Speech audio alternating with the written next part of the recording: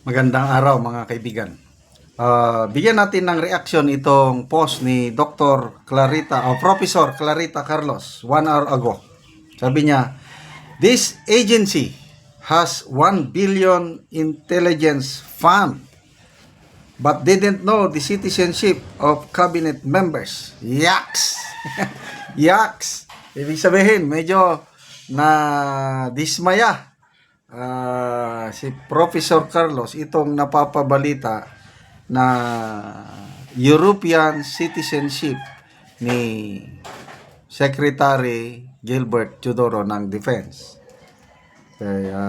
Nai-report po ng Manila Times na si Secretary Teodoro dual citizen siya,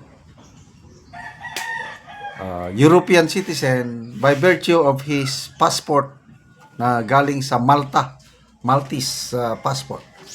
According to Manila Times, nabigyan siya ng Maltese passport noong 2016 at mag-expire 2026. Kompleto. Mayroon pang passport number, birth of place, date of birth, kompleto. So ito, kaya nakapag-post si Professor Carlos, ulitin ko, the agency has 1 billion intelligence fund but didn't know the citizenship of cabinet members. Yaks! Yaks! Yaks! Magbasa tayo sa mga comments, ha? Skipper PN, Maltese, Pinoy, dual citizenship, dual allegiance. Neil Robert Alagos Duterte, how about the citizenship of the first family and other government officials? Tatanong na. Romy Quinones, SND Teodoro Maltese passport citizenship is very critical security issue, sabi niya. Sumagot si Professor Carlos, indeed. Romy Quinones, SND Gilbert Teodoro should speak for himself. Ano pa?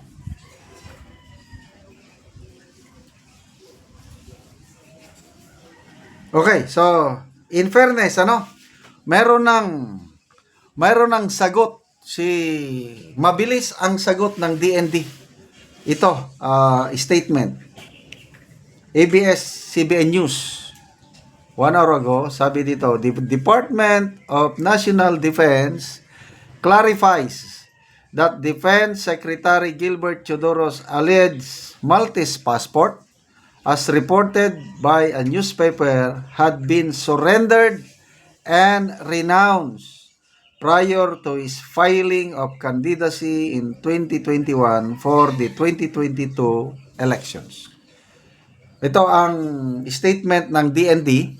Basahin ko, Kaya ito maganda. Sagot ka agad. Very good po sa DND. Sabi, the alleged existing Maltese passport of Secretary Gilbert Teodoro was surrendered and renounced prior to the filing of his candidate of candidacy in 2021 for the 2022 elections. Its existence was disclosed to the Bureau of Immigration and COMELEC prior to the 2022 elections, as well as to the Committee on Appointments prior to their confirmation of his appointment as Defense Secretary. The motive of this rumor is clear and known to Secretary Teodoro. The timing of the article adds to this motive. Assistant Secretary Arsenio R. Andulong, spokesperson, Department of National Defense. So, okay na. Clear na. Wala na pong problema kasi nga normal man yan, yung magkaroon ka ng dual citizenship. Kaya nga ang mga kababayan nating Pinoy sa Amerika, marami akong kaibigan doon, dual. Ang aking anak, parang mag-a-apply pa. Yung anak kong bunso, parang pag nag-retire, gusto rin tumira sa Pilipinas, kaya gusto nila dual citizenship. So, wala pong problema na kung na-surrender. Tama yung ginawa ni Secretary Chodoro. Ito lang, ano yung sinasabi niya na motive? The motive of this rumor is clear and known to Secretary Chodoro. Mayroong sadya na nagbigay ng impormasyon sa Manila Times para ipalabas ito. Ano bang purpose nila? In fairness, wala namang issue na kinakasangkutan ng Defense Secretary. So far ako, satisfied ako sa Defense Department, sa AFP, wala akong nakikitang issue. So sino ang may motive na parang sirain ang credibility ng Secretary of National Defense? Yun ang tanong. Sa ngayon, wala pa akong maisip. Maliban na lang, wag na ko na lang sabihin. Yung may duda na ako, kaya lang mahirap na. Wala akong... So, magbasa tayo sa mga comments, ha? Yung Chinese propaganda, yan na. Palma Dilema, Chinese propaganda obviously lumabas after Gibo clapback sa propaganda disguised as question ng China during Shangri-La Dialogue. Kenji Ota. So, posible yon. Chinese propaganda ito para sirain ang image ni Secretary Chodoro. Kenji Ota, Yasay and Tulfo were both questioned by the appointment committee for holding foreign passports despite being surrendered even way before their interview. Why the exception of Gibo? Ganun ba? Na-surrender din pala itong si Yasay and Tulfo. Yasay, DFS Secretary ata panahon ni Digong. Tatay Digong.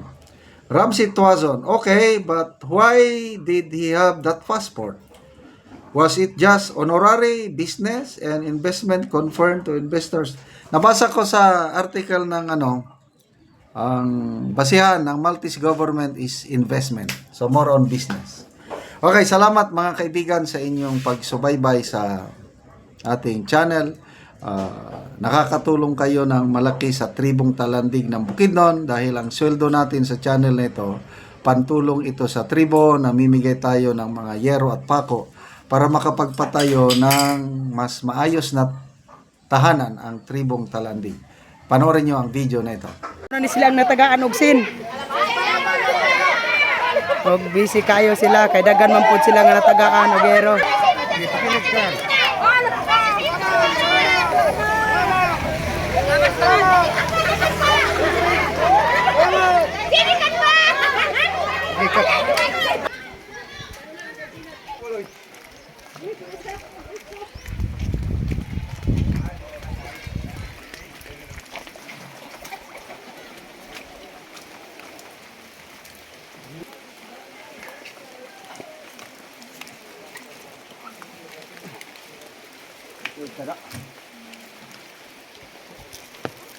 Sir, salamat sa Ginoo nga naghatag niining hinabang nga sin.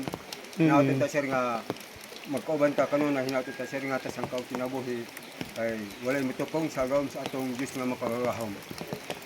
Sir nga daghang pa ang matabangan nga nanginanglan sa mga kakulangon. Pila na day katuig ang imong kuan-kol? Imong Edad? edad? 57 akong edad karon. 57 na ka. Oo, 57 na ko. Pila ka buok imong anak kol? Siyam. Siya mang imong anak. Oo. So pila karon ang imong gabuhion kol? Juan, 5 kay nakapamilya naman ang uban. So, ang akong gabuhion karon tulo, apil ang akong mga apo. Oo. So karon kol nga magbalay ka. So kuan na gyud makatop na gyud ka. Salamat ka sir kay dili na gid ni Sir Ulanan kay naanay sin nga imong gihatag sa amo. Hinaot ta sir nga kaloy ang tanan. So salamat. Pasad ka magpaingon sir.